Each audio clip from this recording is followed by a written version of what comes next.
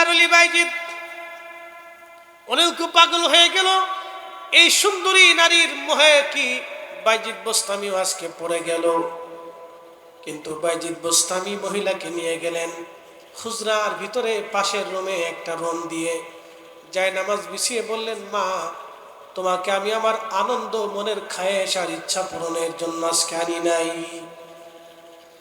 তুমি যেহেতু আজকে রাতের জন্য আমার, অতএব আমি যা বলবো তুমি তাই শুনবে। মা আগে গোসল করে আসো, পবিত্র হয়ে যাও। মহিলা পবিত্র হয়ে গেলেন। বাইজিদ বোস্তামি বললেন, মা যাই নামাজে দাঁড়ায় যাও, নির্দেশ না আসা পর্যন্ত নামাজ পড়তে থাকো। মহিলা নামাজে দাঁড়িয়ে গেলেন। বাইজিদ বোস্তামি হুজরা শরীফে যাইয়া নিজে যাই নামাজ বিছাইয়া সেজদার মধ্যে পড়ে ডাক দেখে, রাব্বি আমার দায়িত্ব ছিল তাকে নামাজের মুসল্লায় দাঁড় করাইয়া দেওয়া, এবার হেদায়েতের দায়িত্ব আমার হাতে না আল্লাহ, হেদায়েতের দায়িত্ব আপনার হাতে আল্লাহ। আমি বাইজিদ দোয়া করতেছি, আল্লাহ এই মুহূর্তে তুমি তার দিল পরিবর্তন করে দাও, হেদায়েত দিয়ে দাও। আল্লাহর ওলি দোয়া করতেছে, এক পাশে মহিলার দোয়া, বাইজিদের দোয়া আল্লাহর আদালতে কবুল হয়ে গেল। আর হেদায়েত মহিলার কালবের মধ্যে এসে ধাক্কা দিল। মহিলা সেজদার মধ্যে পড়ে চিৎকার দিয়ে কেঁদে উঠল, কয় রব আমি আর জীবনে কোনোদিন এই কাজ করব না, আর কোনোদিন দেহ ব্যবসা করবো না। আল্লাহ আপনি আমার মাফ করে দেন, আমার ভুল হয়ে গেছে আল্লাহ, আর কোনোদিন আমি দেহ ব্যবসা করব না। বাইজিদ বোস্তামি রাহমাতুল্লাহ আলাইহির দোয়ায় ওই পতিতা নারী চিরদিনের জন্য ভালো হয়ে গেল। একবার জোরে বলা যাবে কি মারহাবা। আগের যারা নেককার রাজা বাচ্চা ছিল, রাতের আধারে অথবা দিনের ভাগে ছদ্মবেশে তারা ঘুরে ঘুরে দেখতেন মানুষজন কি বলা বলি করে, কি ব্যবসা করে, কি অবস্থা দেশের। সুলতান মুরাদ রাত্রিবেলা ঘুরতেছেন, হঠাৎ করে দেখলেন সন্ধ্যাবেলা উনি ঘুরতে বের হয়েছেন, শহরের পাশে একটা লাশ পড়ে আছে, কিন্তু কোনো মানুষ সেই লাশটাকে ধরে না। সবাই শুধু থুতু নিক্ষেপ করে, হায় হায় নিকৃষ্ট লোকটা মারা গেছে, আমরা তার জানাজাও করব না, তার ধরবো না, গোসলও করাবো না, দাফন কাফনও করব না। সমস্ত লোকেরা লাশের পাশ দিয়ে যায় আর খালি হাঁকথু। তো সুলতান মুরাদ বহু দূর থেকে দেখে চিন্তা করতেছে, কি ব্যাপার, সমস্ত মানুষ তাকে ঘৃণা করতেছে, কারণ কি? সবাই থুতু ফেলতেছে। বুঝিলেন? উত্তরবঙ্গের ভাষায় বললাম বুঝিলেন আর কি, বুঝে নেন। তো সবাই থুতু নিক্ষেপ করতেছে। তো সুলতান মুরাদ কাছে গেলে, যাওয়ার পরে বলতেছে, এ লোকেরা তোমরা তার লাশ দেখে থুতু নিক্ষেপ করতেছো, ঘৃণা ভরে চলে যাচ্ছ, কারণ কি? বলে পথিক কেউ তার শিখতেছে না যে উনি উসমানী সাম্রাজ্যের সে বিখ্যাত সুলতান মুরাদ। তো সুলতান মুরাদ বলতেছে, মানুষেরা তোমরা থুতু নিক্ষেপ করতেছো, কে বলে এই লোকটা নিকৃষ্ট, খুব খারাপ কাজ করতো লোকটা। কি খারাপ কাজ করতো? বলে প্রত্যেক রাত্রি একটা করে বাইজি আনতো, পতিতা নারী এনে সে আনন্দ করতো আর রাতভর মদ পান করতো। আমরা এর জানাজা পড়বো না, এর কাফন দাফনও দিব না, এর গোসলও দিব না, এর আমরা ধরবো না, ওরা নিকৃষ্ট লোক, মরে গেছে। তো সুলতান মুরাদ বলতেছে, লোকেরা লোকটা নিকৃষ্ট হোক, সে তো মানুষ, এই লোকটা নিকৃষ্ট হলো, ফায়সালা তো তোমার হাতে না, ফায়সালা তো আল্লাহর হাতে। কি কথা ঠিক আছে? ফায়সালা কার হাতে? আল্লাহর হাতে না। মানুষ মরে গেলে তার পাপ পুণ্য যাই হোক, সে নিকৃষ্ট থাকুক আর উৎকৃষ্ট থাকুক, ফায়সালা আর মানুষের হাতে থাকে না, এটা আল্লাহর হাতে থাকে। কি কথা ঠিক আছে? কার হাতে থাকে? আল্লাহর হাতে। ও ফায়সালা আল্লাহ করবে, ওখানে আর আমার কোনো হাত নাই। তো সুলতান মুরাদ কয়, তাহলে চলো, তোমরা যদি না ধরো তাহলে আমি ধরে নিয়ে যাচ্ছি, তার বাসাটা দেখাই দাও। লোকেরা বললো, ঠিক আছে, আমরা তার বাড়ি দেখাই দিতে পারবো, কিন্তু নিতে পারবো না। কাছে অসুবিধা না, আমি নিব। তুমি একাই মরা লাশটা উষা করে এই বাড়ি পর্যন্ত, বাড়ির সামনে নিয়ে যাওয়ার পরে তার স্ত্রী দৌড়ে আসছে। তার স্ত্রী দৌড়ে আসে, স্বামীর লাশের পাশে বসে বসে কাঁদে আর বলে, স্বামী রে, আমি না বলছিলাম আপনাকে দুনিয়ার মানুষ আপনাকে ঘৃণা করবে? স্বামী আমার, আপনি বলেছি, আমি বললাম আপনাকে, কতবার বলেছি দুনিয়ার মানুষ ঘৃণা করবে, আপনাকে নিকৃষ্ট মনে করবে, আপনাকে থুতু মারবে এবং আপনার জানাজাও তারা আদায় করবে না। কিন্তু স্বামী আমার, আমি স্ত্রী, আল্লাহর কসম করে সাক্ষী দিয়ে বলি, আপনার মতো সুন্দর পুরুষ, আপনার মতো চরিত্রবান নেককার এই দুনিয়াতে আমার দেখা আর কোনো পুরুষ ছিল না। আমি সাক্ষী দিচ্ছি আপনি সৎ, আল্লাহর কসম করি আপনি সৎ লোক ছিলেন। বলতেছে কে আপনি? আমি চিনি না। আমার স্বামী প্রত্যেকদিন রাত্রিবেলা পতিতলে যে একটা নারী নিয়ে আসতেন, নারী এনে আমার স্বামীটা রাত্রিবেলা ওই নারীটাকে আমার ঘরে নিয়ে আসতেন, তার নিজের ঘরে এনে তারে গোসল করাইয়া অজু করাইয়া যায় নামাজ দিয়ে সারা রাত তারে নামাজ পড়াইতেন। সুবহানাল্লাহ বলবেন না? আর আমাকে বলতেন, বিবি আমি একটা রাতের জন্য হলেও এই মেয়েটাকে খারাপ কাজ থেকে ফেরানোর চেষ্টা করেছি। আল্লাহু আকবার। সুলতান মুরাদ আশ্চর্য হলেন। বোন আমার তারপরে কি বলেন? প্রত্যেক দিন আমার স্বামী রাত্রিবেলা মদের দোকানে যাইতেন, কিছু মদ কিনে নিয়ে আসতেন, মদ এনে ড্রেনের মধ্যে ময়লার মধ্যে ফেলে দিয়ে বলতেন, বিবিরে আজকে কিছু মদ আমি ফেলে দিয়ে অন্তত কিছু মানুষকে মদ পান থেকে বাঁচার চেষ্টা করেছি, এর বাহিরে আমার তো আর কোনো ক্ষমতা নাই। আমি চেষ্টা করেছি মানুষদেরকে খারাপ কাজ থেকে ফিরাই রাখার জন্য। আমি আমার স্বামীরে বলতাম, স্বামী কিন্তু সমাজ জানে আপনি নারী এনে ফুর্তি করেন, মদ পান করেন, মানুষ তো জানে না আপনার এই গোপন নেকের কাজ। দুনিয়ার মানুষ তো আপনার জানাজা পড়বে না, আপনার কবর দেবে না। তখন আমার স্বামী মুস্কি মুস্কি হেসে বলতো, বিবিরে চিন্তা করিও না, আমার এই নেক যদি আল্লাহর দরবারে পছন্দ হয় তাহলে জমানার সুলতান এসে আমার জানাজার নামাজ শাহী রাজ দরবারে আদায় করবে। আল্লাহু আকবার। সুলতান মুরাদ তখন কাঁদতে লাগলেন, কেঁদে কেঁদে বলতেছিলেন, বোন তুমি ভাগ্যবতী, তোমার স্বামীও ভাগ্যবান, তোমার স্বামীর সেই নেক আল্লাহর দরবারে পছন্দ হয়েছে, নতুবা আজ রাজ দরবার থেকে আমি বের হব কেন? তোমার সামনে যিনি বসে আছেন, তোমার স্বামীর লাশ যিনি বহন করেছেন, তিনি এ রাষ্ট্রের এই সাম্রাজ্যের সুলতান, উসমানীয় সাম্রাজ্যের সুলতান, আমি সেই সুলতান মুরাদ। বলতেছে তোমার স্বামীর জানাজা কালকে রাজকীয় ভাবে রাজ দরবারে আমি বিশাল করে আদায় করব। লাশ নিয়ে চলে গেলেন, সারা অঞ্চলে ঘোষণা দিয়ে দিলেন, ঘোষণা দিয়ে দাও সুলতান মুরাদ কাল এক বিশেষ জানাজা আদায় করবে, বিশেষ এক ব্যক্তির জানাজা হবে। সবাই আসার পরে দেখলো, আহা, যারে আমরা নিকৃষ্ট ভাবতাম এই সেই লোক আজকে সুলতান তার রাজকীয় ভাবে জানাজা পড়াচ্ছে। কারণ দুনিয়ার সফর শেষ করে সে কবরের সফরের জন্য রওনা দিয়েছে। এক অনাবিল অনন্তকালের সফর শুরু, যেই সফরে শুরু হবে কোনোদিন শেষ হবে না। মহাকালের যাত্রা, মহাকাল, যেই কালের কোনোদিন শেষ হবে না। মহাকাল, যেই কালের কোনো শেষ নাই, সেটাকে বলে মহাকাল। কবরের যাত্রা হলো মহাকালের যাত্রা। মনে রাখবেন, কবরের যাত্রা মহাকালের যাত্রা, যেই যাত্রার আর কোনোদিন শেষ হবে না। ও হাজিরিন, আজকে সকালবেলা যেই ভাইটা কবরে চলে গেল, তিনি মহাকালের একটা যাত্রায় রওনা দিয়েছেন। কবরে জিন্দেগি শেষ হয়ে যাওয়ার পরে ওয়াইদাল কুবুরু বুসিরাত, কবর থেকে উদ্বেলিত হবে, রবের দরবারের দিকে রওনা হবে, আল্লাহর দরজার দিকে রওনা হবে। ওয়াবিল আখিরাতি হুম ইউকিনুন, হাসরের ময়দান কায়েম হয়ে যাবে। আহা, কবরের জিন্দেগির পরে হাসর কায়েম হয়ে যাবে। হাসরের মাঠে আমরা দাঁড়িয়ে যাব। কত সময় তা'রুজুল মালাইকাতু ওয়ার রূহু ইলাইহি ফি ইয়াউমিন কানা মিকদারুহু 50 আলফ সানা। দুনিয়ার 50,000 বছর এক জায়গা করলে যত বিরাট, হাসরের একটা দিন হবে তত বিরাট। হাসরের একটা দিন তত বিরাট। সেই দিনের কত লক্ষ হাজার বছর হাসরের ময়দান কায়েম হবে আমরা জানি না। আহা, সেই দিন বিরাট হবে, মহাপ্রলয়ঙ্করী হবে।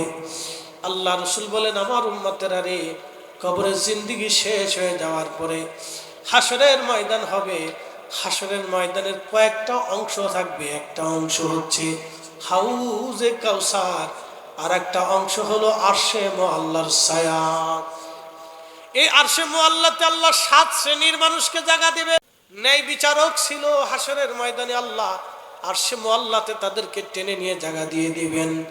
2 নাম্বার, যে মসজিদে 5 ওয়াক্ত নামাজ জামাতের সাথে পড়ে তার দিলটা মসজিদের সাথে বেঁধে রাখতো, মসজিদ থেকে বের হয়ে আবার মসজিদে নামাজের জন্য ব্যাকুল হয়ে যাইতো, এই লোকটাকে আল্লাহ হাসরের ময়দানে আরশে মুআল্লার নিচে জায়গা করে দিবে। 3 নম্বর, ওই লোকটা, যে লোকটা ডান হাতে দান করত কিন্তু বাম হাতে জানতো না, ইখলাসের সাথে দান করত, ইখলাসের সাথে দান করত, কিন্তু দুনিয়ার কেউ জানতো না। সুবহানাল্লাহ, জোরে কর সুবহানাল্লাহ। এখন সিস্টেম হইছে, দান করার পরে যদি কিছু প্রচার টোচার ফেসবুকে না লাগেন তো পাবলিককে আপনি কিছু দেন না। এই জন্য বিপদে পড়িয়ে আমরা ফেসবুকে পোস্ট করতে বাধ্য হই, দিছি কি কথা কথা। গোপনে যদি সারা দুনিয়ার সব দিয়ে দেন তো কেউ কইতো না আপনি দিছে, এরকম পরিস্থিতি হয়েছে। কিন্তু তারপরেও আমরা খুশি করতে চাই কাকে? ডান হাতে কেউ দান করলো, বাম হাতে জানে না। হাসরের ময়দানে আল্লাহ আরশে মুআল্লার নিচে ধরে জায়গা করে দিবে। ওই যুবক হাসরের ময়দানে জায়গা হয়ে যাবে আরশে মুআল্লার নিচে। সুন্দরী নারী তাকে জেনা করার জন্য আহ্বান করেছিল, কোন সুন্দরী নারী জেনা করার জন্য আহ্বান করেছিল, কোন সুন্দর যুবক কোন নারীকে জেনার জন্য আহ্বান করেছিল। আর ওই নারী ওই সময় জেনা থেকে নিজেকে নিবৃত রেখে, ওই পুরুষ জেনা থেকে নিজেকে নিবৃত রেখে আল্লাহর ভয়ে ফিরে এসেছিল। আমার রাসূল বললেন, এই যুবকরা আল্লাহ আরশে মুআল্লার নিচে জায়গা করে দিবে, আর একজন বান্দাকে আল্লাহ আরশে মুআল্লার নিচে জায়গা করে দিবে যারা দুনিয়াতে কোনো ওলিকে ভালোবাসতো আল্লাহর জন্য। একসাথে যারা বলেন আল্লাহু আকবার। কোন ওলিকে ভালোবাসতো কার জন্য? একসাথে বলেন, আরো জোরে বলেন। আমাদের এই সম্পর্ক কার জন্য? আমাদের এই সম্পর্ক কার জন্য? আলামিন মুজাহিদের সাথে আমার তো কোনো আত্মীয়তার সম্পর্ক নেই, বাচ্চুবার সাথে তো আমার কোনো আত্মীয়তার সম্পর্ক নেই, সম্পর্ক শুধু আল্লাহর জন্য। সভাপতি সাহেবের সাথে, এই এখানে যারা আপনাদের সাথে আমাদের কারোই কোনো রক্তের সম্পর্ক নাই, আমরা শুধু আল্লাহর জন্য এখানে উপস্থিত হয়েছি। আল্লাহ রাসূল বলছেন, এই কারণেই যারা আসবে কিয়ামতের ময়দানে আল্লাহ তাদেরকে আরশে মুআল্লার নিচে জায়গা করে দিবে। আমরা ওলিদের কাছে যারা যাই, আমরা যারা বেদাতি সাদাতিকে চিল্লা ফাল্লা করো, তুমি বেদাতি কইতে থাকবা কিন্তু আরশে মুআল্লার নিচে জায়গা নসিব হবে না। আমরা ওলিদেরকে ভালোবাসা ওলিদের সাথে আরশে মুআল্লার নিচে আমাদের জায়গা বরাদ্দ হয়ে যাবে। একসাথে হাত উঁচা করে বলেন আল্লাহু আকবার।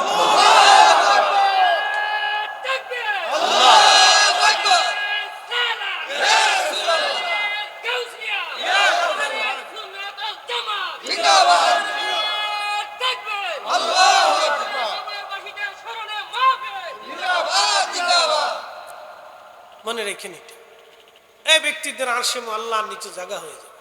তো আরশে মুআল্লার নিচে তারা থাকবে। এরপরে আল্লাহ রাসূলের দরবারে যে হাউজে কাউসারের পানি পান করার জন্য নবীজি ডাক দিবে। আমরা সেদিন দৌড়ায় দৌড়ায় যাব, কিন্তু এক শ্রেণীর মানুষের এবং আল্লাহ রাসূলের সামনে পর্দা ফেলে দেওয়া হবে। তখন নবী বলেন, উম্মতি উম্মতি, এরা আমার উম্মত, আমার উম্মত। ফেরেশতারা বলবে, ইয়া রাসূলুল্লাহ, আপনি জানেন না আপনার ইন্তেকালের পরে এরা নতুন নতুন মতবাদ চালু করেছিল, নতুন নতুন মতবাদ। আমার দিকে তাকান, নতুন নতুন মতবাদ চালু করেছিল, বেদাত চালু করেছিল, নতুন নতুন মতবাদ, বিশ্বাস বানানো আকীদা এরা প্রচার করেছিল। আল্লাহর নবী তখন বলবে, সুহকান সুহকান লিমান গায়রা বাদি, দূর হ শয়তান, আমার সামনে আজকে আসবি না, হাউজে কাউসারের পানি তোমাকে দেয়া হবে না, কারণ আমার তিরোধানের পরে তোমরা নতুন নতুন মতবাদ চালু করেছিলে। আমি যা বলি নাই তোমরা তা বলেছ, আমি যা বলি নাই তোমরা তা বলেছ, আমি যা করি নাই তোমরা তা করেছ, যাও আজকে জায়গা হবে না। আল্লাহর নবী তাড়িয়ে দিবেন, দূর হ। আমি রসুলের দরজায় তোমাদের কোনো জায়গা হবে না। এই সমস্ত ব্যক্তিরা কিয়ামতের ময়দানে হাউজে কাউসারের পানি তারা পাবে না। কি কঠিন বন্ধু আমার। এই জন্য হাউজে কাউসার পার হয়ে যাওয়ার পরে ফুলসিরাতের ঘাটে নিয়ে যাওয়া হবে। 30,000 বছর লাগবে এই পুল পার হতে। কিন্তু নবীজি বলেন, আমার উম্মত, তোমাদের জন্য একটা সুসংবাদ।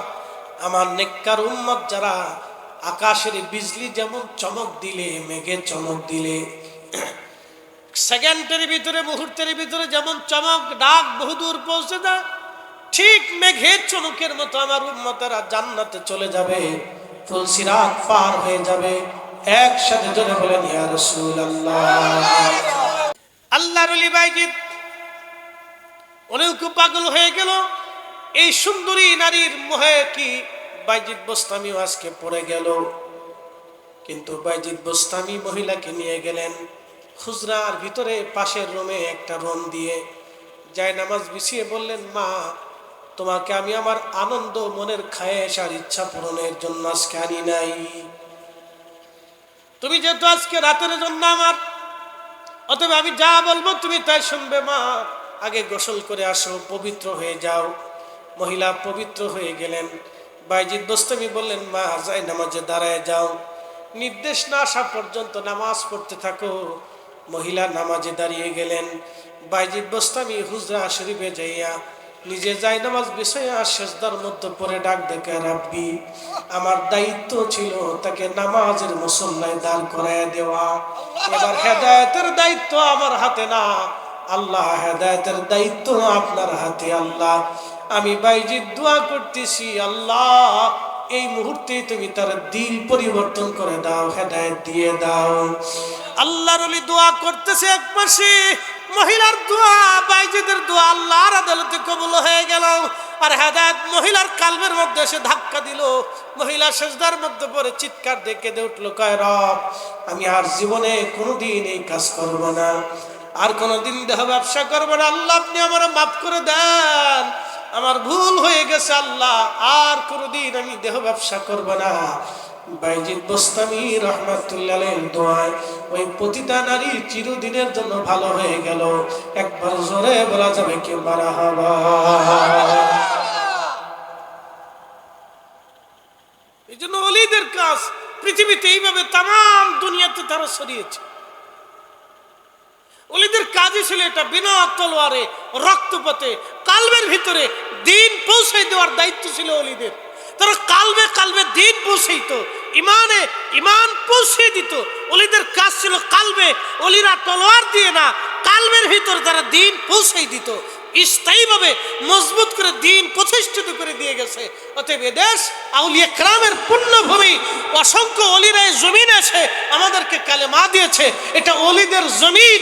কথা বলেন ঠিক না বেঠিক? জমিন ওলিদের জমিন। ওলিরা এই জমিনে দিন প্রতিষ্ঠিত করে দিয়ে গেছে। জমিন ওলিদের। নতুন করে এসে কে কি বলবে জানি না। ভিন্ন জন বিভিন্ন ধরনের মতবাদ আপনাকে শিখাবে। সাবধান, ভিন্ন ভিন্ন কোনো মতবাদে যাওয়া যাবে না, কোনো মতবাদে যাওয়া যাবে না। আপনি গেলে যেতে পারেন, অসুবিধা নেই। খবর আপনার, হাসর আপনার, খবর আপনার। আপনার খবরে পৃথিবীর কেউ যাবে না, তবে হ্যাঁ, একজন আসবে, রাহমাতুল লিল আলামিন। জোরে বলেন রাহমাতুল লিল আলামিন। উনি শুধু থাকবে, উনি শুধু থাকবে। এখানে বাবা মা মারা গেছে, কার কার একটু হাত উঁচা করেন তো। বাবা মা কেউ না কেউ মারা গেছে, দাদা দাদি মারা গেছে, নানা নানি। এখন যদি হাত বাড়াতে দিলে সবাই হাত বাড়াবেন, হাত নামান। বুঝছি সবারই কেউ না কেউ চলে গেছে। এখন আমি যদি জিজ্ঞেস করি, প্রত্যেক দিন বাবা মার কবর জিয়ারত করেন কে কে? প্রত্যেক দিন। এই যে দেখেন, এবার ধরা পড়ে গেছি আমরা। শ্রোতা বক্তা সবাই, শ্রোতা বক্তা সবাই। যদি বলি সপ্তাহে কে কে করে, অন্তত সপ্তাহে একদিন বাবা মার কবর জিয়ারত করে, তাও খুব কম সংখ্যক। যদি বলি মাসে কে করেন, তো কিছুটা পাওয়া যেতে পারে। বছরের কথা বললে তাহলে সবাই কম বেশি আছে। কিন্তু এখন প্রশ্ন, যেই মা 8 মাস থেকে 10 মাস পর্যন্ত আপনাকে গর্ভের ভিতরে রেখে পরিশ্রম করছে, কষ্ট করছে, এক সাগর রক্ত দিয়ে মা আপনাকে দুনিয়াতে প্রসব করেছে। 2টা বছর মা আপনার কোলের ভিতরে রেখে মানুষ করছে। 6 বছর মা আপনাকে একেবারে পিছনে পিছনে রেখে বড় করছে। 24 বছর পর্যন্ত মা আপনার পিছনে লেগেছিল, প্রতিষ্ঠিত না হওয়া পর্যন্ত মা আপনার পিছনে লেগেছিল। খোকা স্কুলে যাবে, কলেজে যাবে, ভার্সিটিতে যাবে, কি খাবে কি খাবে না, কোথায় গেল, ফোনের পর ফোন, সকালে ফোন, বিকেলে ফোন, রাত্রে ফোন। তখন আপনি বিয়ে করছেন, সুন্দরী বউ ভাইয়া মারে ভুলে গেছে। ইস, ফুলার ঘরের ফুলা, শতান কোথাকার, কুত্তার চাইতে নিকৃষ্ট, কুত্তার চাইতেও নিকৃষ্ট। কুত্তারও একটা ধর্ম আছে, তো এই মানুষের ধর্ম নাই যে মানুষ প্রতিষ্ঠিত হওয়ার পরে বাপ মাকে ভুলে যায়। কষ্ট নিয়েন না, মানে দুঃখ নিয়েন না। বাধ্য হলাম আমি শক্ত শব্দ ব্যবহার করার জন্য। একটা মা 24 বছর পর্যন্ত, 24 বছরে 22 বছরে কামিল পরীক্ষা শেষ করছি, 22 বছর পর্যন্ত মা আমার পিছনে লেগেছে। বিয়ে মৃত্যুবরণের আগ দিন পর্যন্ত মা আমার খোঁজ নিছে, কোথায় গেছো, কত দূর আছো, কি অবস্থায় আছো, কোন জায়গায় আছো, বলে নেই। প্রত্যেকটা সন্তানের মা এরকম, সন্তানকে কখনো ভুলে না, চিন্তায় থাকে ছেলেটা কোথায় গেল, কি অবস্থায় আছে, কেমন আছে, বলতে না। আপনি এখন প্রতিষ্ঠিত হয়েছেন আর মারে ভুলে গেছে, এ কাজ করা যাবে না, সাবধান, বি কেয়ারফুল। আল্লাহ আমাদেরকে সতর্ক করে দিই। মক্কার ইমাম হলেও বেহেশত নসিব হবে না যদি পিতামাতার খেদমত বঞ্চিত হয়ে যায়। রসুল করিমের সাহাবী এসে বলেন, ইয়া রাসূলুল্লাহ, মা মরে গেছে, আব্বা মরে গেছে, এরা কি এখনো হক পায়? নবী বললেন, যতদিন তুমি জিন্দা আছো ততদিন পর্যন্ত তোমার কাছে হক পায়। বলে কি হক পায়? বলে 3টা হক তোমার কাছে পায়। 1 নম্বরে দোয়া। একসাথে বলেন, 1 নম্বর কি? দোয়া। জোরে বলেন, আরো জোরে, আরো জোরে। এখনই যে আমি প্রশ্ন করি যে কবর জিয়ারত প্রত্যেক দিন কয়জন করেন? বলে একজনও নাই। তাহলে দোয়া কোন সময় করে? নামাজের পরে, রব্বির রাহমহুমা কামা রাব্বায়ানি সগীরা। আল্লাহ বলেন, এ বান্দা, এই শব্দমালা দিয়ে তুমি তোমার বাবা মার জন্য দোয়া করো। কিন্তু ছেলে এমন এক দল নিয়ে নিচের দল দুয়াই মানে না।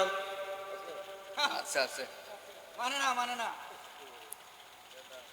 আমিন আছে না, দুয়াই মানে না। কোন এটি বেদাত, কি কপাল বদনসিবর, পিতামাতার হক আদায় না করেই কবরে চলে যাচ্ছে।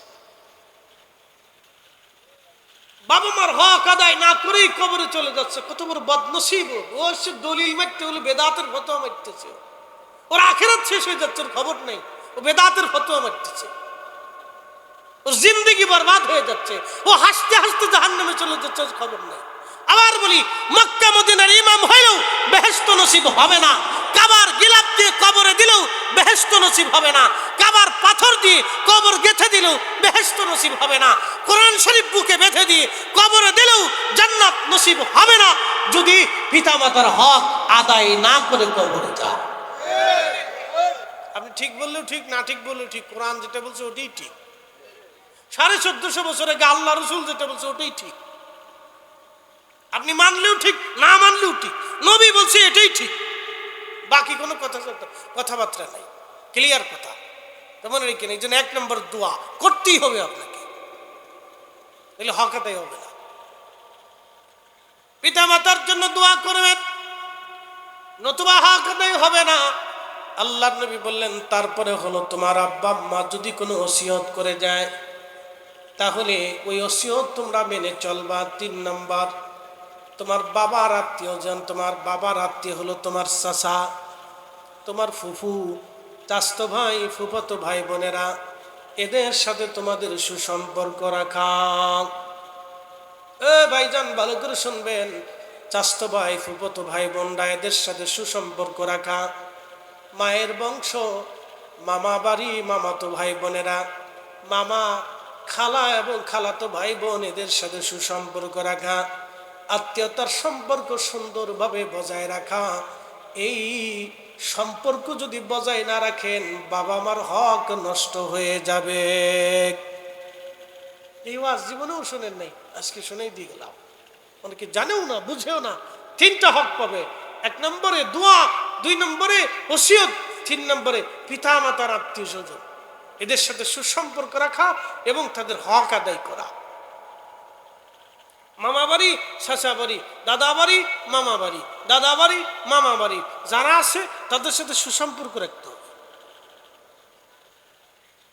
হক নষ্ট করা যাবে না।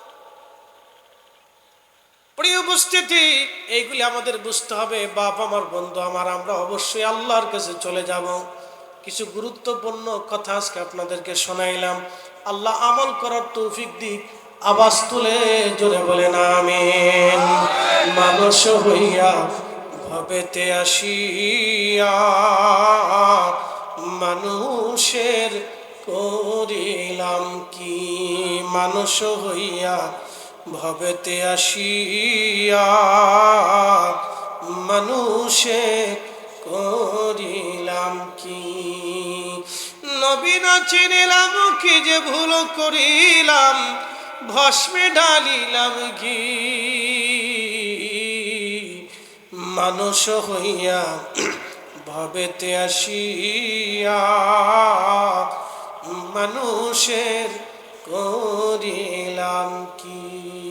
সালাতুন ইয়া রাসূলুল্লাহ আলাইকুম সালামুন ইয়া হাবিবাল্লাহ আলাইকুম লা ইলাহা, জোরে জোরে, লা ইলাহা লা ইলাহা হাসবি রাব্বি জাল্লাল্লাহ মা ফি কলবি গায়রুল আগা নূর মুহাম্মদ সাল্লাল্লাহ, বলি নূর মুহাম্মদ সাল্লাল্লাহ। কথা ঠিক আছে কিনা? আপনার পরে আপনার ছেলের কাছে নাও থাকতে পারে, অন্য কেউ কিনে নিতে পারে। এই জন্য জমি নিয়ে বড়াই করবেন না, কারণ এই জমি কিন্তু আপনার না। জমির মালিক প্রকৃত কে? আল্লাহ। কুলিল্লাহুম্মা মালিকাল মুলক, সবকিছুর মালিক কে?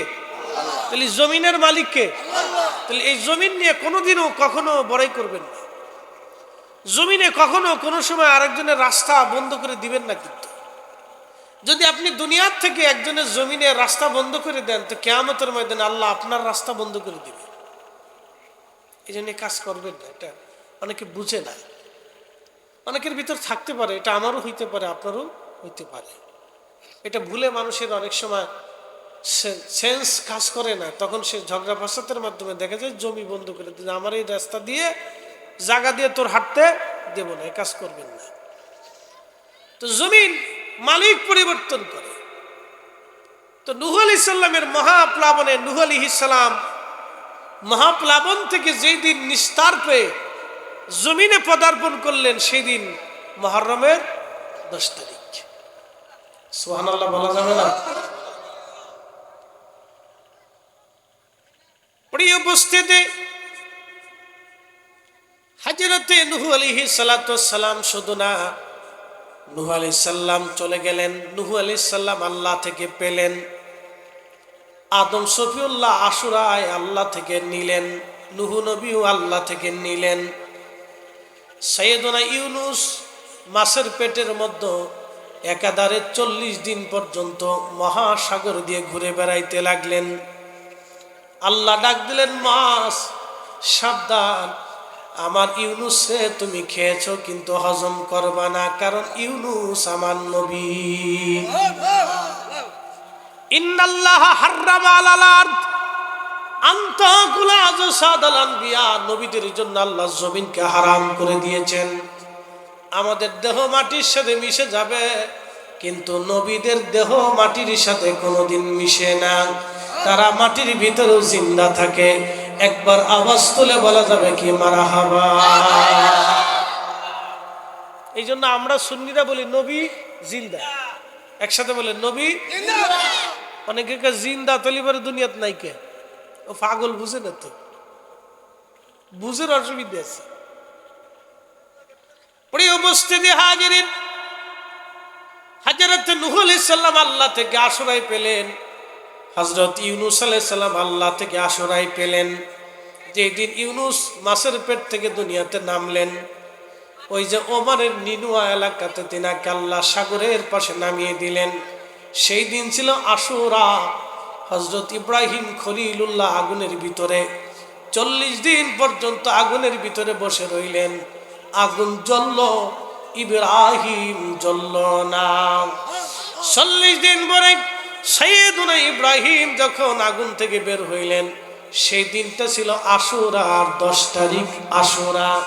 তার মানে মুহররমের আশুরাতে ইব্রাহিমও পেলেন, ইসমাইলও পেলেন, ইসহাকও পেলেন। মনোযোগ দিবেন, হযরত ইউসুফ ইব্রাহিম আলাইহিস সালামের বেটার নাম হযরত ইসহাক আলাইহিস সালাম। ইসহাক আলাইহিস সালামের ছেলের নাম হযরত ইয়াকুব আলাইহিস সালাম। ইয়াকুব আলাইহিস সালামের ছেলের নাম হযরত ইউসুফ আলাইহিস সালাম। ইউসুফকে তার ভাইয়েরা কুয়ার মধ্যে নিক্ষেপ করলো। এই জন্য পৃথিবীতে 3টে জিনিস কারো কাছে বলবেন না, জিহাব, জাহাব, মাযহাব। আপনি কোন জায়গা যাচ্ছেন, রাস্তা দিয়ে যাওয়ার সময় কাউকে বলবেন না, কারণ আপনার রাস্তায় শত্রু থাকতে পারে। 2 নাম্বার, আপনি কোন দলের অনুসারী, অপরিচিত জায়গা বলবেন না। এখন যদি মনে করেন যায় বলেন, আপনি ওই উত্তরবঙ্গে যায় যদি বলেন আমি আওয়ামী লীগ করি, তাহলে পিটিনি খাওয়া ছাড়া আর রাস্তা নাই। ঢাকায় যায় যদি বলেন আমি আওয়ামী লীগ করি, তাহলে পিটিনি খাওয়া ছাড়া আবার রাস্তা নাই। আওয়ামী লীগের সময় কেউ যদি ঢাকা যায় বলতে আমি জামাত করি, তাহলেও পিটিনি খাওয়া ছাড়া আর রাস্তা ছিল না। বুঝছেন না? যুগের পরিবর্তন, বুঝল? সামান্য পরিবর্তনে ফিটি চলতেছে। এই জন্য অপরিচিত জায়গাতে পরিচয় দিবেন না যে আপনি কোন দলের অনুসারী। তুলি ফিটেনি খাওয়ার সম্ভাবনা আছে। বলে কেমন? দলের কারণে, মতের কারণে মানুষ শত্রু হয়ে যায়। আমরা রে রাস্তাঘাটে অনেকে দেখলি জোর করে চা খাওয়ায়, আবার অনেকে সালামও দেয় না, এটা বেদাতি। কি আপনাদের কি মনে হয়? আবার অনেকে জোর করে খাওয়ায়, খাইতেই হবে। বিমানবন্দরে গেছি, বাংলাদেশ বিমানের চাকরি করে এক ভদ্রলোক আমাকে জোর করে এয়ারপোর্টের ভিতর খাওয়াবে, বলে আপনার খেতেই হবে, আমি আপনাকে ভালোবাসি। কি জ্বালার জ্বালা, কিন্তু খাইতেই হবে। বন্ধু আমার, আবার দেখা যায় একজন দেখতেছে সালামও দেবে না, কারণ সে আমার মতের অনুসারী না। এই জন্য অপরিচিত জায়গায় যায় কোনোদিন বলবেন না আপনি কোন মত অবলম্বন করেন। 3 নম্বর, আপনার কাছে কি পরিমাণে সম্পদ আছে কারো কাছে কবেন না, কইলে কিন্তু ভাইও শত্রু হয়ে যেতে পারে। হ্যাঁ, মনে রাখেন, ভাইও দুশ্মন হয়ে যেতে পারে। টাকার কাছে ভাই বিক্রি হয়ে যায়, টাকার কাছে বাপও বিক্রি হয়ে যায়। অনেক সময় দেখবেন না, বাপের জবাই দিয়ে ফুলা সম্পদের লেগে পাগল হয়ে যায়। সম্রাট শাহজাহান নিজের বাপরে হত্যা করতে গেছিল সাম্রাজ্যের জন্য, সম্রাট ক্ষমতার জন্য। মারাত্মক জিনিস এটা। এটা নেশা যারে ধরে, সে বাপ, মা, চাচা, খালু কিচ্ছু চিনি না, সন্তানটাও চিনি না, বলে সন্তান জবাই দিয়ে দিব তো ক্ষমতা আমার লাগবে। এরকম মারাত্মক এটা নেশা, খুব ভয়াবহ নেশা। একবারে গাঞ্জুটির নেশার থেকে মারাত্মক নেশা।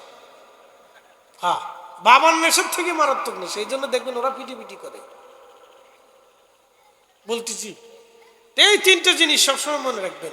তো ইউসুফ আলাইহিস সালাম, তার আব্বা হযরত ইয়াকুব আলাইহিস সালাম ইউসুফকে বেশি ভালোবাসতেন, বাকি ভাইরা সহ্য করতে পারত না। শুধু এই কারণে হযরত ইউসুফ আলাইহিস সালাম রে কুয়ার মধ্যে নিয়ে ফেলে দিছে।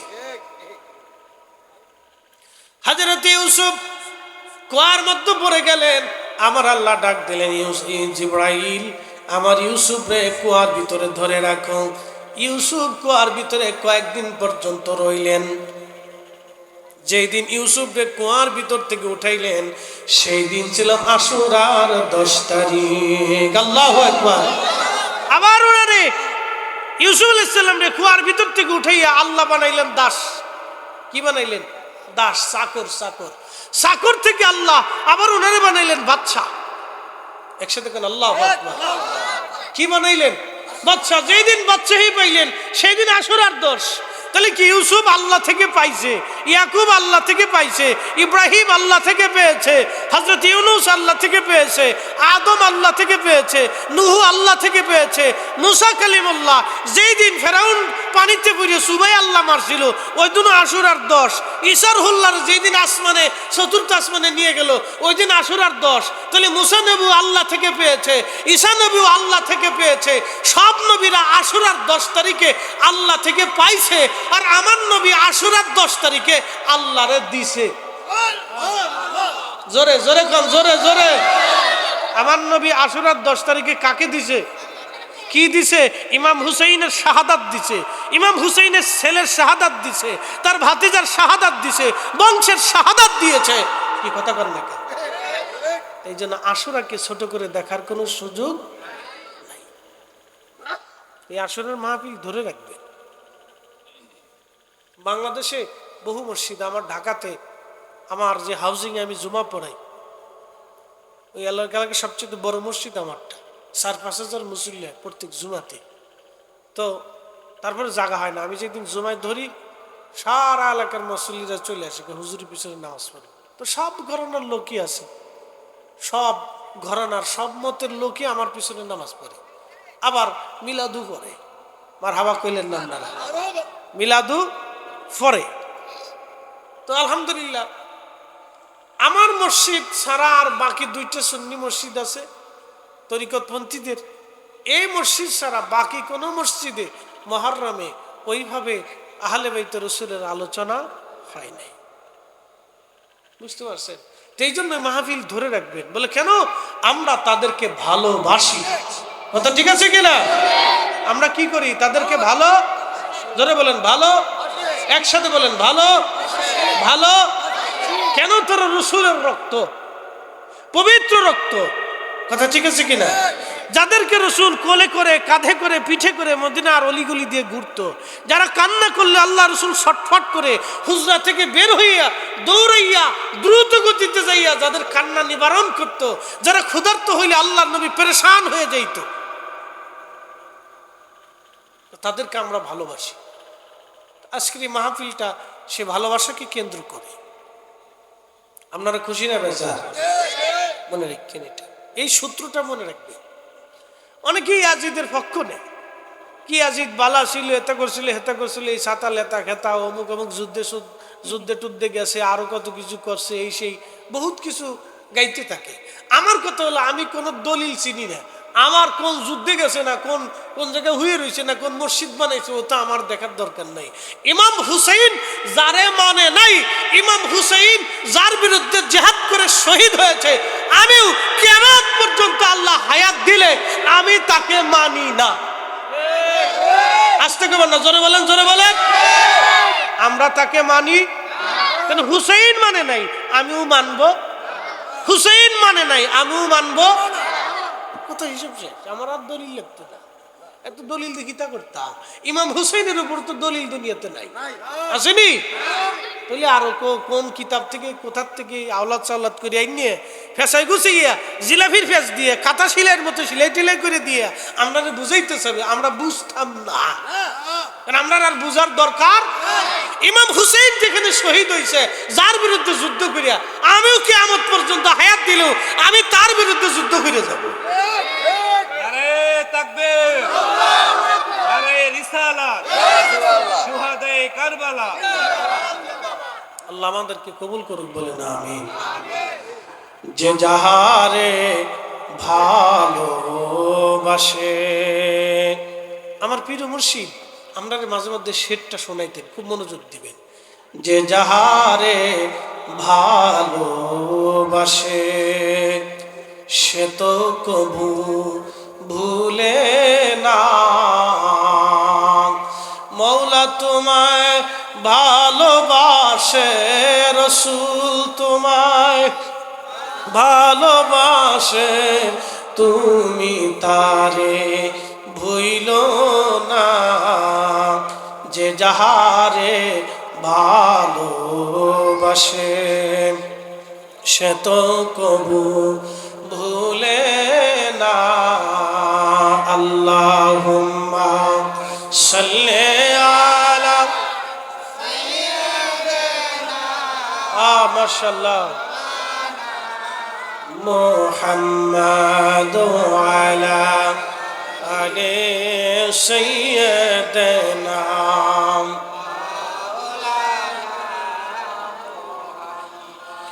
ভাইজান আমার খুব মনোযোগের সাথে কথাগুলি শুনবেন। আশুরার 10 তারিখে হযরত আমার নবীজি আল্লাহকে দিলেন, সব নবীরা আল্লাহ থেকে পেলেন, আর আমাদের নবী আল্লাহ তাআলাকে দিলেন, আর আল্লাহ আমার নবী থেকে নিলেন। আশ্চর্য হলেও সত্য, এই আশুরার 10 তারিখে পৃথিবী ধ্বংস হয়ে যাবে এবং এই আশুরার 10 তারিখে পৃথিবী সৃষ্টি হয়েছে। সুবহানাল্লাহ। আশুরার 10-এ আদম সৃষ্টি, আশুরার 10-এ পৃথিবী সৃষ্টি, আশুরার 10-এ পৃথিবী শেষ, আশুরার 10-এ কারবালা। রহস্য আছে না? কতক্ষণ রহস্য আছে না? তাহলে কারবালাকে আশুরা থেকে বিচ্ছিন্ন করার কোনো সুযোগ নেই। অনেকে যুক্তি দিবে যে আশুরার সাথে কারবালা যুদ্ধের কোনো সম্পর্ক নাই। শয়তান কোথাকার, ওর শয়তানের চাবি বেটতেছে। ধর্মকর্ম বুঝে না তো, মাথার ভিতরে গোবর। লালপুরবাসী ভালো করে শুনে যাবেন, আমরা একদিন আল্লাহর কাছে চলে যাব, রবের কাছে আমরা চলে যাব, অবশ্যই আমরা আল্লাহর কাছে চলে যাব। এই যে ভাইটা আজকে সকালবেলা কবরে চলে গেল, বলেন তার কবরে কি আর আমরা গেছি? আমরা এই কবরে যাই নাই। আল্লাহ বলেন কুল ইন্নাল মাউতাল্লাযী তাফিরুনা মিনহু ফাইন্নাহু মুলাকীকুম। হুজুর আপনি উম্মতকে বলে দেন, উম্মতরা মৃত্যু থেকে পালায়, মরণ থেকে পালায়। নবী গো, আপনার উম্মত আমার বান্দারা মৃত্যু থেকে পালাইতে পারবে না।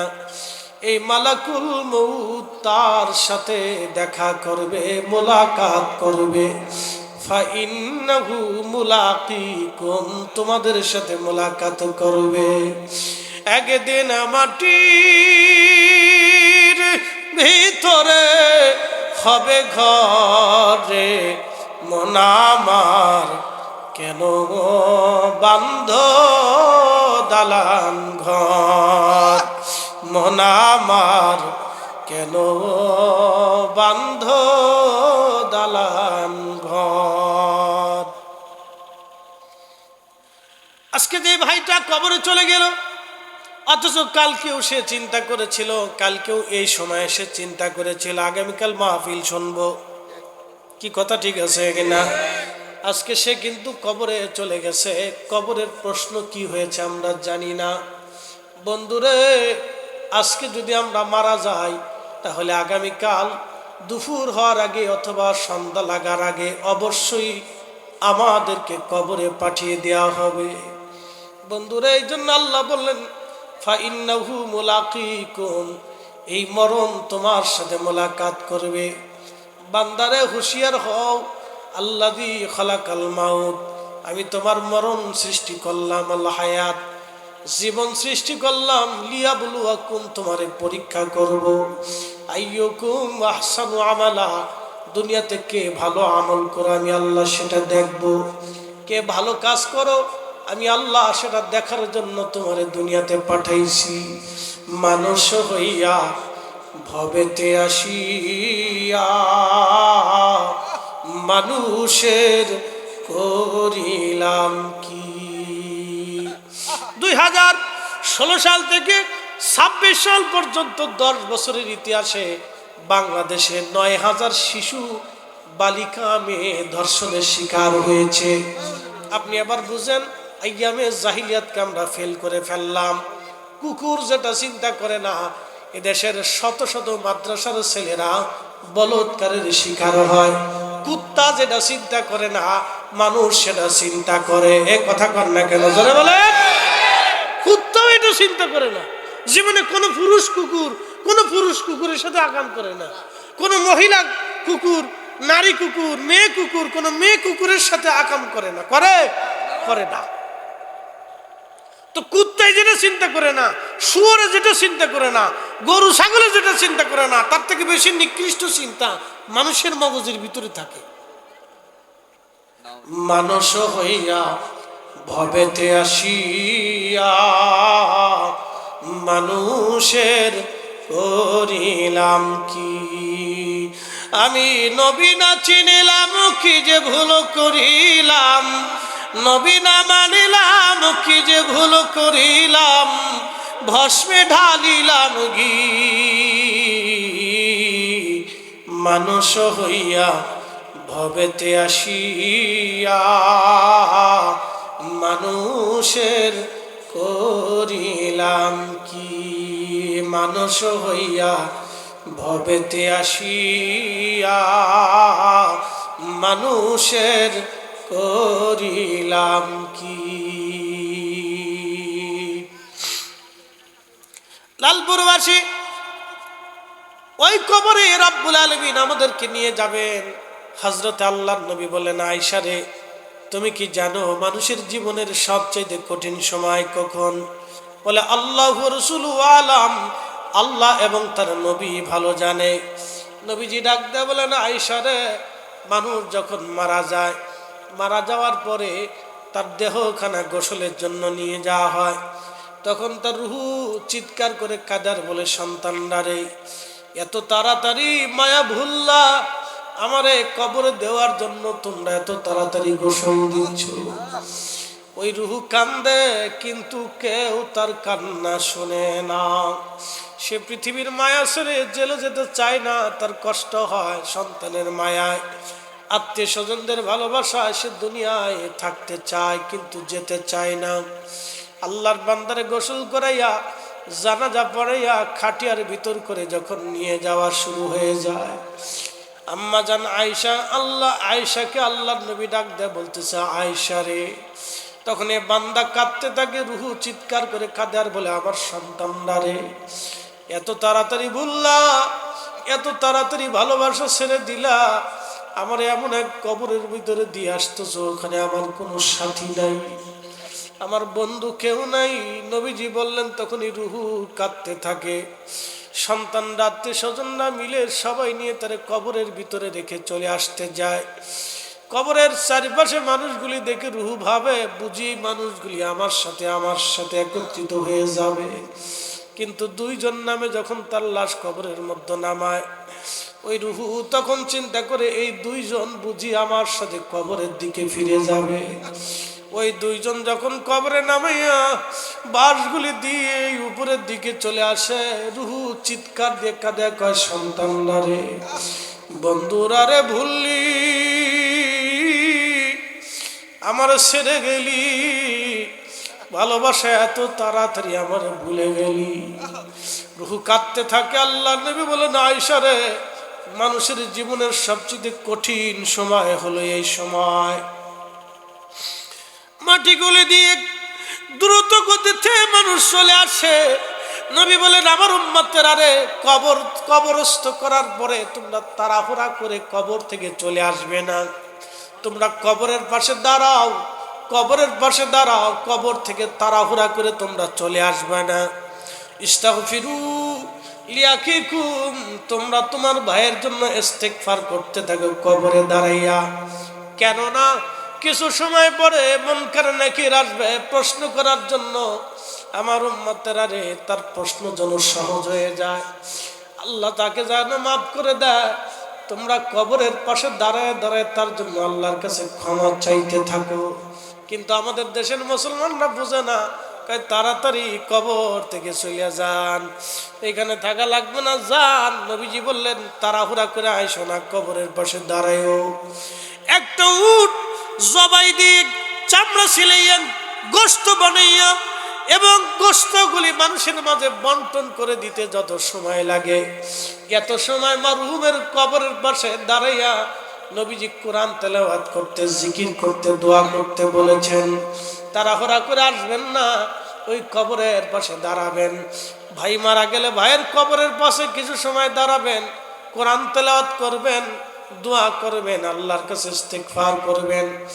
বাবা মা মারা গেলে কবরের পাশে দাঁড়ায়া থাকবেন। কারণ ওই আপনি ছোট্টকালে যেই দিন বাবা মার কোলে ছিলেন, বহু রজনী আপনার মা আপনার জন্য নির্ঘুম ভাবে রাত কাটিয়ে দিয়েছে। আপনার আব্বার ঘুম ছিল না, পেরেশানিতে পাগল পারা হয়ে গেছে, আমার সন্তান অসুস্থ। ওই দিন বাবার ঘুম হয় না আপনার চিন্তায়। আজকে বাবা কবর দেশে চলে গেল, আর আপনি তাড়াহুড়া করে বাবার কবর থেকে চলে আসছেন। আল্লাহ নবী বললেন, কবরের ভিতর থেকে বান্দা রূহগুলি কাঁদতে থাকে আর বলে, সন্তান রে, আমারে রেখে তুমি তাড়াতাড়ি করে চলে যাচ্ছ, এত তাড়াতাড়ি মায়া ভালোবাসা ভুলে গেলাম। তখন মানুষগুলি যখন চলে যায়, সবার শেষে যিনি চলে যায়, 40 কদম চলে যাওয়ার পরেই মুনকার নেকির তার কবরে হাজির হয়ে যায়। যদি নেককার হয় তাহলে সুন্দর সুরত নিয়ে মুনকার নেকির হাজির হয়ে যায়। আল্লাহর বান্দার কবরের পাশে দাঁড়াইয়া সালাম দিয়ে আল্লাহর বান্দাকে জিজ্ঞেস করে, মার রব্বুকা, তোমার রব কে? তখন বান্দা বলে, মুনকার নাকির রাব্বি আল্লাহ, আমার রব হচ্ছে আমার আল্লাহ। বলে, আমার দিনুকা, তোমার দিন কি? বলে, আদ-দীন ওয়াল ইসলাম, দিন হলো আমার ধর্ম, আমার ইসলাম। ডাক দেখে, মা কুনতা তাকুলু ফি হাক্কি হাযার রাজুল, এই লোক সম্পর্কে আমার নবীকে কবরে দেখাইয়া বলা হয়, এই লোক সম্পর্কে তোমার বিশ্বাস কি ছিল, আকীদা কি ছিল, তুমি এই ব্যক্তি সম্পর্কে কি জানতা, তুমি বলো। তখন ওই ব্যক্তি ডাক দেখে, হাজার রাজুলু মুহাম্মাদুর রাসূলুল্লাহ সাল্লাল্লাহু আলাইহি ওয়াসাল্লাম। এই ব্যক্তি অন্য কেউ না, তিনি আখিরি নবী রাহমাতুল লিল আলামিন হাবিবুল্লাহ হাউজে কাউসারওয়ালা মাকামে মাহমুদওয়ালা, তিনি সেই আল্লাহর মেহবুব নবী। প্রশ্নের জবাব দিয়ে দেওয়া হয়। তখন ফেরেশতারা ডাক দেখে, নাম কানামাতুল আরুস, তুমি ঘুমাও কবরের ভিতরে, তুমি ঘুমাও কবরের ভিতরে। দুলহা দুলহানি যেইভাবে ঘুমায়, তুমি ওইভাবে কবরের ভিতরে ঘুমাও। আল্লাহর নবী বলেন, আল কবরু রাউযাতুম মিন রিয়াদিল জান্নাহ, ওই কবর আল্লাহ বেহেশতের বাগানে পরিণত করে দেয়। বন্ধু, রব্বুল আলামিন কুরআনুল কারীমে বলেন, ইয়া আইয়াতুহান নাফসুল মুতমাইন্না তুরজিই ইলা রাব্বিকি রাদিয়াতাম মারদিয়া। হে নফসে মুতমাইন্না, প্রশান্ত আত্মা, দুনিয়াতে তুমি বিশৃঙ্খলা করো নাই, অন্যায় করো নাই, অপরাধ করো নাই, কারো ক্ষতি করো নাই, কারো হক মারো নাই, তুমি আমি আল্লাহর কথাগুলি মেনে মেনে চলেছ, আমার রসুলের দেওয়া রাস্তা তুমি মেনে চলেছ। আল্লাহ ডাক দেখে, ইরজিই, আমার কাছে ফিরে চলে আসো, ইলা রাব্বিকি রাদিয়াতাম মারদিয়া, আমি আল্লাহর সন্তুষ্টি নিয়ে তুমি চলে আসো, কারণ আমি আল্লাহ তোমার উপরে খুশি আছি, তুমি আসো। ফাদখুলি ফি ইবাদি ওয়াদখুলি জান্নাতি, আমার ইবাদত গুজার বান্দারা যে কবরে ঘুমায়, তুমি সেই কবরে চলে আসো, ওই জান্নাতে চলে আসো, তুমি জান্নাতে চলে আসো। এই জন্য কারো কারো কবর জান্নাত হয়ে যায়। সুবহানাল্লাহ বলবেন না? কারো কারো কবর কি হয়ে যায়? জান্নাত হয়ে যায়, রওজা হয়ে যায়। কারো কারো কবর রওজা হয়ে যায়। নফসে মুতমাইন্নার অধিকারী যারা, আল্লাহ তাদের কবরকে রওজা বানায় দেয়, বেহেশতের টুকরা বানিয়ে দেয়। ফাদখুলি ফি ইবাদি, কোরআন বলতেছে, ফাদখুলি ফি ইবাদি ওয়াদখুলি জান্নাতি, তুমি আমার সেই বেহেশতের ভিতরে চলে আসো যেটার জন্য আমি ওয়াদা করছিলাম, এবং যেখানে আমার বাকি ইবাদত গুজার বান্দারা যেখানে আছে, তুমি সেখানে চলে আসো। এই জন্য মানুষ মারা গেলে কবরের কাছ থেকে কবর দিয়ে খুব দ্রুত গতিতে আসবেন না, কিছু সময় অবস্থান করবে, দাঁড়িয়ে থাকবে। দাঁড়িয়ে শুধু বোকার মতো দাঁড়িয়ে থাকলে হবে না, বোবার মতো দাঁড়িয়ে থাকলে হবে না, কিছু তেলাওয়াত করতে হবে, কিছু জিকির করে তার জন্য দোয়া করতে হবে, ইস্তেগফার করতে হবে। উসমান গনি জিন্নুরাইন রাদিয়াল্লাহু আনহু বললেন, মিশকাতের ভিতরে হাদিসটা আসছে, এক সাহাবীর ইন্তেকাল হলো, নবীজির সাথে আমরাও গেলাম, জানাজা হয়ে গেল, দাফন হয়ে গেল। আল্লাহর নবী তার কবরের পাশে বসে রইলেন, দীর্ঘ সময় বসে রইলেন। বসে থাকার পরে সাহাবায়ে কেরাম বললেন, ইয়া রাসূলুল্লাহ, ফিরে চলে আসেন।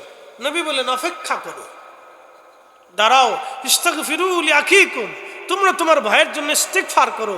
কেননা কিছু সময় পরে, আমরা চলে যাওয়ার পরে মুনকার নেকির তার কবরে আসবে, প্রশ্ন করবে, তার প্রশ্ন যেন সহজ হয়ে যায়, সেই জন্য তোমরা কবরের পাশে দাঁড়ায় দাঁড়ায় দোয়া করতে থাকো। একসাথে বলা যাবে আল্লাহু আকবার? না হয় না? আর একটু জোরে বলেন। এখন আমরা তো চাই যে দোয়া বন্ধ হয়ে যাক। বেদাত ছাড়া পৃথিবীতে কোনো আলেম নাই। আবার বলি, বেদাত ছাড়া পৃথিবীতে কোনো মুসলমান নাই।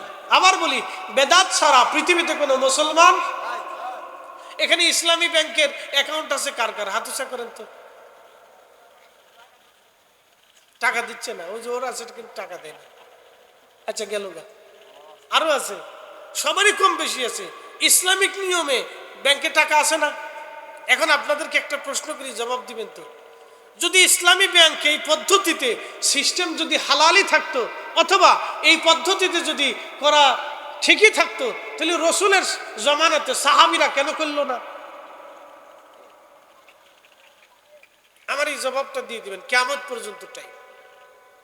খালি তো মিলাদের উপরে লাগছে যে মিলাদ বেদাত, ফাতিহা বেদাত, দোয়া বেদাত, মিলাদুন নবীর মাহফিল বেদাত, তবারক বেদাত, শুধু লাগছে এটির উপরে, বাকিটা আর বুঝে না। নিজের বেলায় যে 16 আনা 16 আনাই বেদাতের ভিতরে ডুবে রয়েছে, এটার খবর নেই। এই জন্য বলছি যে আমরা যদি বলি সামরা টামরা তো আছে, এগুলি আরেকজনে খেপবে, শেষ পর্যন্ত হুজুর আমরার বিরুদ্ধে লাগলো কেন? সামরা টামরা তো আছি, আরো বহুত কিছু আছে। ওদের হিসাব করলে বেদাতের শেষ নেই। ইসলাম বেদাত ছাড়া চলতে পারে না। এখনকার সময়ে ইসলাম বেদাত ছাড়া চলতে পারে না, হিসাব সোজা। আচ্ছা বলেন তো, আপনাদেরকে ছোট্ট করে একটা বেদাত শিখিয়ে দিয়েছে। নবীজির জামানাতে মসজিদ কি পাকা ছিল না কাঁচা ছিল? জোরে না, আরো জোরে, একসাথে বলেন, জোরে বলেন। এখন কি? জোরে কন, আর জোরে। তো পাকা করার সিস্টেম আল্লাহ রসুল কবে শিখিয়েছে আপনার? নেকির উদ্দেশ্যে হুজুর ওয়াজ করতেছে, একসাথে টাইলস দিয়ে যান, বিরাট নেকি হবে। পাথর দিয়ে যান, বিরাট নেকি হবে। বিল্ডিং তৈরি করে দেন, বিরাট নেকি হবে। গম্বুজ বানাই দেন, বিরাট নেকি হবে। নবীর মসজিদ ছিল, কিন্তু গম্বুজ ছিল না। নেকির উদ্দেশ্যে তো সবাই মসজিদে দান করলেন, কিন্তু রসুলের জমানা, সাহাবীদের জমানা তো ছিল না। এখন যদি বলেন যে মিলাদ নবীর জমানায় ছিল না, সেই জন্য পড়বো না, তাহলে হিসাবে আসেন, তাহলে মসজিদ এই পদ্ধতিতে, এই সিস্টেমে নবীর জমানায় মসজিদ ছিল না, তাহলে ওই মসজিদ আপনি বানান কে? প্রশ্ন আসে না আমার? এই জন্য বলছি যে ইসলাম বেদাত ছাড়া চলতে পারে না।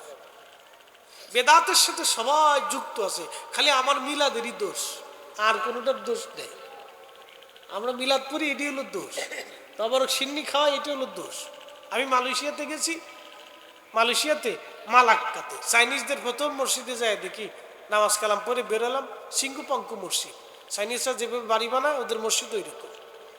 তো মসজিদ দেখে আমার কাছে খুব ভালো লাগতেছে যে এইরকম মসজিদ আমি জীবনে প্রথম দেখলাম। তো মসজিদ থেকে নামাজ পড়ে বের হওয়ার পরে সিস্টেম খুব সুন্দর, ওরা তো পরিষ্কার পরিচ্ছন্নতা, আধুনিকতা অনেক দারুণ।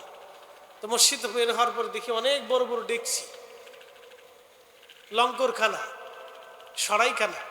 আমি বললাম কি ব্যাপার, এটি কি কোনো পীরের দরবার নেই? কয় না, পীরের দরবার না, কিন্তু মসজিদ, এখানে ওই বিরাট বড় বড় ডেকছি, রান্না বান্নার জায়গা আছে, মুসল্লিদেরকে খাওয়ায়, তবারক খাওয়ায়। মাশাআল্লাহ।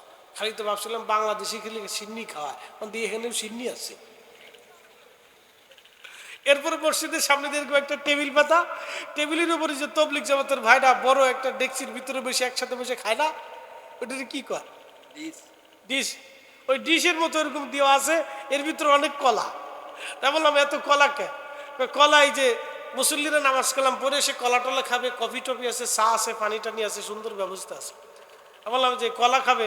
তা বললাম মাশাআল্লাহ, যারা নামাজ কালাম পড়ে তারা এসে কলা টলা খায়, নাস্তা টাস্তা করে। আমি বললাম এই কলা যদি বাইতুল মুকাররম মসজিদের সামনে দেওয়া হইতো বাংলাদেশে, তাহলে কি হইতো? কি কথা কন দেখে, বাইতুল মুকাররমের সামনে যদি কলার ডেকসি দেওয়া যাইতো, কলাই চিন্তা করতে আমি কোন দেশে আইছি রে, কলার জাল শেষ। কিন্তু ওখানে কেউ খাচ্ছে, কেউ দেখতেছে, কেউ ধরতেছে, কেউ খাচ্ছে না, এভাবে দিয়ে রাখছে। দেখে এক চাইনিজ ছেলে বসে বসে কলা খাচ্ছে আর বিস্কিট খাচ্ছে, আর আমার দিকে হাসতেছে, আর বুড়া আঙ্গুল দেখে ওয়েলকাম। তা আমি চিন্তা করলাম যে ঠিক আছে, আমার হাসি দিলাম ওর দিকে। তো মনোযোগ দেন, পৃথিবীতে এরকম বহু জায়গা আছে, কুলসির ফিলার, দুনিয়া না ঘুরলে বোঝা যায় না। মালয়েশিয়ার একটা জায়গা আছে পুলাও বুসার, ছোট্ট একটা দ্বীপ, মালাক্কা সাগরের প্রণালীর ভিতরে। সাগর প্রণালী, হরমুজ একটা প্রণালী আছে না, এরকম মালাক্কা সাগরের প্রণালীটাও এরকম একটা প্রণালী, এর ভিতর দিয়ে বড় বড় জাহাজ যায়। তো এই সাগরের প্রণালীর ভিতরে একটা ছোট্ট দ্বীপ আছে, স্পিড বোটে করে সেই দ্বীপের ভিতরে গেছি। সেখানে হুজুর গাউসে পাকের আওলাদ শাইখ সুলতানুল আরিফিন হযরত ইসমাইল বুগদাদি আল হাসানি ওয়াল হুসাইনি রাদিয়াল্লাহু আনহুর মাজার আছে। একসাথে বললাম মারহাবা। হুজুর গাউসে পাকের আওলাদের মাজার।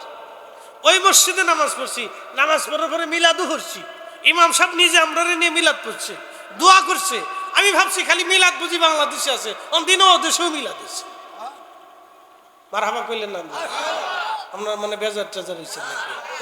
আমি হাসা কথা কইতেছি, এটা কোনো কিতাবের কথা না, আমার চোখে দেখা কথা। ভাবছি খালি মিলাদ বাংলাদেশে আছে, অন্যদিনও ওই দেশেও আছে, তাও সাগরের ভিতরে আছে।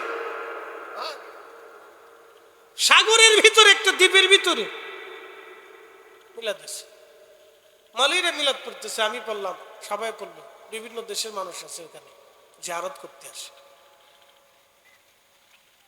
প্রিয় উপস্থিতি হাজিরিন, এই জন্য তর্ক করলে আল্লাহ পাওয়া যায় না, আল্লাহ পাইতে হলে প্রেম লাগে। কথা ঠিক আছে কিনা? তর্ক করে রসুল পাওয়া যায় না, রসুল পাইতে হলে প্রেম লাগে, ইশক লাগে। ইশক ছাড়া রসুল পাওয়া যায়। আপনি সারাদিন বেদাতের ফতোয়া দিবেন, বেদাত বেদাত বেদাত, আপনি হাত তুলবেন না, দোয়া করবেন না, জীবনেও ক্ষমা নসিব হবে না। ক্ষমা পাইতে হলে, কিছু চাইতে হলে আপনাকে রবের দরবারে বিনয়ের বেশে হাত পাততেই হবে। আস্তে কনকে জোরে বলেন, বিনয়ী বেশে রবের দরবারে কি করতে হবে? হাত পাততেই হবে, আপনাকে চাইতেই হবে। আপনারে শিখিয়ে দিয়েছে বেদাত, আপনি ওদের মাথার ভিতরে ঢুকাই দিয়ে বসে দিচ্ছেন। আল্লাহর কসম করে বলি, ধ্বংস ছাড়া মুক্তি মিলবে না, ধ্বংস ছাড়া মুক্তি মিলবে না। এই জন্য আহলুস সুন্নাত ওয়াল জামাত হচ্ছে কাদিম, এটা পুরাতন, এটা সাহাবায়ে কেরামের জামাত। একসাথে বলা যাবে না মারহাবা? সাহাবীদের জামাত, মনে রেখেন এটা। প্রিয় লালপুরবাসী, আল্লাহ রাসূল বলেন, আমার উম্মত ইন্তেকালের পরে কবরের পাশে দাঁড়াও, দোয়া করো, কারণ কিছু সময় পরে মুনকার নাকির আসবে প্রশ্ন করার জন্য। তুমি জানো না তোমার ভাই কি প্রশ্নের জবাব দিতে পারবে কিনা, সেই জন্য তুমি দাঁড়াও, দোয়া করতে থাকো। সাহাবীরা দাঁড়িয়ে রইলেন, নবীজির সাথে তারা ইস্তিগফার করতে লাগলেন, দোয়া করতে লাগলেন। প্রিয় হাজিরিন, আল্লাহ রাসূল এইভাবে দোয়া শিক্ষা দিলেন। এরপরে আপনি চলে আসলেন, মুনকার নাকির প্রশ্নের জবাব হয়ে গেল। কি হয়েছে আমরা জানি না, তবে আশা করা যায় দোয়ার কারণে আমার আল্লাহ বান্দার জীবনের গুনাহগুলি মাফ করে দিতেও পারে, কারণ ইতিপূর্বে বহু মানুষকে দোয়ার কারণে আল্লাহ মাফ করে দিয়েছে। মা বোনেরা, কবরের জিন্দেগি বড় কঠিন। হযরত উসমান গনি জিন্নুরাইন রাদিয়াল্লাহু আনহু, তিনি কবরের পাশে দাঁড়ায় দাঁড়ায় কাঁদতেন। কাঁদতে কাঁদতে ওনার শরীরে ঢেকসি উঠে যাইতো, থরথর করে তিনি কাঁপতেন। সাহাবীরা বলেন, ইয়া আমিরাল মুমিনিন, উসমান গনি জিন্নুরাইন দুই নূর কন্যা, নবীজি আপনার সাথে শাদী মোবারক দিয়েছে। রাসূল আরো বলতেন, আমার আরো কন্যা যদি থাকতো, আমি আমার উসমানের সাথে বাকি কন্যাদেরকে বিয়ে দিতাম, কারণ উসমানের ব্যবহার আমাকে মুগ্ধ করেছে। উসমানের সততা, উসমানের ভদ্রতা এবং উসমানের লাজুকতা, দানশীলতা আমাকে পছন্দ করেছি। আমার যদি আরো মেয়ে থাকতো, আমি উসমানের সাথে বিয়ে দিতাম। রাসূল আপনাকে এত ভালোবাসতো। হে উসমান গনি, আপনি কবর দেখে কেন এইভাবে কাঁদেন? উসমান গনি বলতেন, সাহাবীরা রে, এই কবর হলো প্রথম ঘাঁটি, এই কবরের প্রশ্নের জবাব যদি কেউ দিতে পারে, বাকি রাস্তাগুলি তার জন্য সহজ হয়ে যাবে। আর এই প্রশ্নের জবাব যদি দিতে না পারে, বাকি রাস্তাগুলি তার জন্য বড় কঠিন হয়ে যাবে।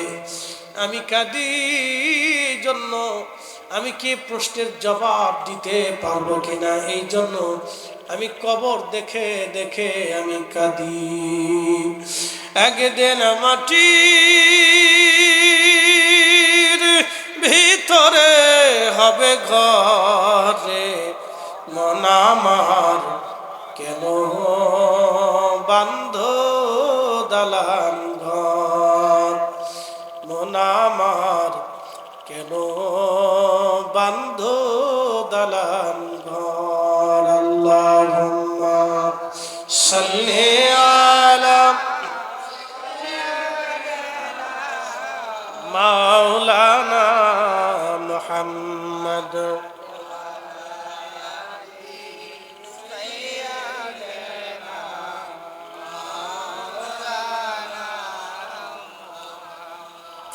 বাড়ি বাড়ি করো রে মন, এ বাড়ি ঘর তোমার না, যেই বাড়িতে শুইবারে মন কবর তার ঠিকানা। আল্লাহুম্মা, আহা পড়েন, দুরূদ পড়েন।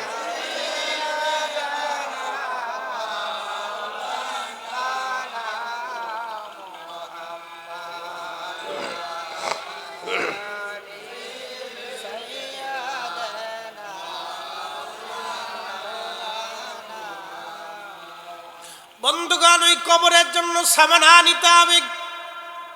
হুজুর সামানা কি? আহসানু আমালা, সেই সামানার নাম হল উত্তম আমল। সুন্দর চমৎকার কাজ, ভালো কাজগুলি আপনাকে জোগাড় করতে হবে কবরের জন্য। জীবনের কোন আমল আল্লাহর দরবারে পছন্দ হবে আপনার জানা নাই, কিন্তু আমল করতে হবে। আমল করতে হবে, কোন আমল পছন্দ হয় আল্লাহর জানা নাই। সুলতান মুরাদ, উসমানী সাম্রাজ্যের একজন সুলতান ছিলেন, সুলতান মুরাদ। একদিন তিনি রাত্রিবেলা ঘুরে ঘুরে রাজ দরবার থেকে বের হয়ে উনি শহর প্রদক্ষিণ করতেছিলেন, দেখতেছিলেন শহরে কে কিভাবে কে কে। আরেকটা সুসংবাদ আছে, সাহাবীরা নবীজিকে বলেন, ইয়া রাসূলুল্লাহ, মুমিনদের জন্য হাসরের মাঠ কতদিন হবে, কত সময় লাগবে, কত হাজার বছর হবে? নবী বললেন, চিন্তা করিও না, 4 রাকাত ফরজ নামাজ পড়তে যত সময় লাগে, মুমিনের হাসর তত সময় লাগবে। একটা জবান বন্ধ থাকবে না, জোরে বলেন, আরো জোরে বলেন আল্লাহু আকবার। 4 রাকাত ফরজ নামাজ, কয় রাকাত? কয় ঘন্টা লাগে? 4 দুগুণে 8 মিনিট সর্বোচ্চ। একেবারে সুন্দর মতো যদি আপনি আদায় করেন তাহলে 8 মিনিটই যথেষ্ট। কথা ঠিক আছে না? আমি 8 মিনিটই ধরলাম। 8 মিনিট 4 রাকাত নামাজ, একই ইখলাসের সাথে, খুব ধীর স্থিরতার সাথে, একটু লম্বা সূরা দিয়ে যদি পড়েন তাহলে 8 মিনিট আমি ধরলাম। 8 মিনিট 4 রাকাত নামাজ পড়ছে, যে 8 মিনিট সময় লেগে 8 মিনিটে মুমিনের হাসর শেষ হয়ে যাবে। বলে এটা কেমন? আমি বুঝাচ্ছি। তার ওয়াইদাল কুবুর বুসিরাত, কবর থেকে আল্লাহ আপনাদেরকে ডাক দিবে, উঠবেন, উঠে আল্লাহ আপনাকে ধরে নিয়ে আরশে মুআল্লার নিচে বসাই দিবে। কোনো হিসাব চাবে না, তোমার আজকে কোনো হিসাব নাই, বিগাইরি হিসাব, হিসাব ছাড়া তোমার আজকে মুক্তি দিয়ে দিলাম। আরশে মুআল্লার নিচ থেকে হাউজে কাউসারের পানি পান করাইয়া আল্লাহ রসুল সাথে করে নিয়ে ফুলসিরাত পার হয়ে বেহেশত চলে যাইতে মাত্র 8 মিনিট সময়। জোরে আরো জোরে বলেন। খুশি হয়েছেন না? মুমিন হতে হবে। কি হতে হবে? মুমিন হতে হবে, বিশ্বাসী হতে হবে, আমলদার হতে হবে, বুজুর্গ হতে হবে। বুঝতে পারছেন? চেষ্টা করতে হবে। বলে হুজুর পারি না, চেষ্টা করে। জীবনের কোন আমল পছন্দ হবে আমরা জানি না। ওই যে সেই ব্যক্তির মতো সারা রাতে সে বাইজি নিয়ে আসতো, পতিতা নারী নিয়ে এসে পতিতা নারীদের নামাজ পড়াইত। বাইজিদ বোস্তামির জমানাতে ইরান, বর্তমান ইরানের বোস্তাম নগর, এক পতিতা নারী, খুব রূপসী সুন্দর। ইরানিরা তো এমনি সুন্দর, আপনারা তো দেখেন ইরানি মেয়েরা এমনিতেই সুন্দর। বাংলাদেশের 100 মাইয়া দাঁড়া করাবেন আর ইরানের একটা মেয়ে দাঁড়া করাবেন, রাত দিন তফাৎ দেখবেন। তো যাই হোক, ইরানের মেয়েরা এমনিতেই সুন্দর, তারপরে ওই সুন্দরের ভিতরে আরো সুন্দর। এলাকার যুবকরা অস্থির হয়ে গেছে, মেয়ের খপ্পরে পড়ে শুধু জেনা করে, টাকা দিয়ে জেনা চলতেছে। তো লোকেরা এসে বাইজিদ বুস্তামি রহমতুল্লাহ বরগাহে নালিশ দিয়ে বললেন, হুজুর, যুবকদের চরিত্র নষ্ট হয়ে যাচ্ছে, বাচ্চা কাচ্চারা পথ ভ্রষ্ট হয়ে যাচ্ছে, আমাদের সন্তানদেরকে মানানো যাচ্ছে না, আপনি একটা ব্যবস্থা করেন, ফয়সালা করেন। তো বাইজিদ বুস্তামি কাজীর দরবারে গেলেন। কাজী বিয়ে পড়া এই কাজী না, কিন্তু আগের বিচারক যারা ছিল তাদেরকে কাজী বলত। প্রধান বিচারপতি যিনি, বাংলাদেশের আইন অনুযায়ী, বাংলাদেশের এই আপনাদের ব্রাহ্মণবাড়িয়ার যিনি জজ আছে না, এই জজ কিন্তু ডিসির উপরে পাওয়ার ওনার। জজের পাওয়ার কিন্তু সবচেয়ে বেশি, এটা আপনারা জানেন কিনা আমি জানি না। জেলার যিনি প্রধান তিনি কিন্তু জজ। জজ যদি কোনো বিষয়ে হুকুম করে ডিসি মানতে বাধ্য, এসপি মানতে বাধ্য, বুঝতে পারছেন? জজের পাওয়ার বেশি। তো মনোযোগ দিবেন,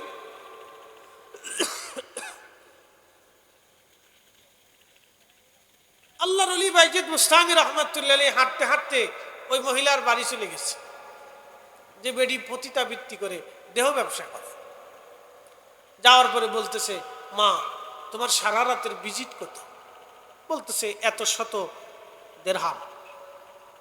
বলতেছে, আমি যদি সমস্ত টাকা তোমাকে দেই তাহলে সারা রাত কি তুমি আমার হবে?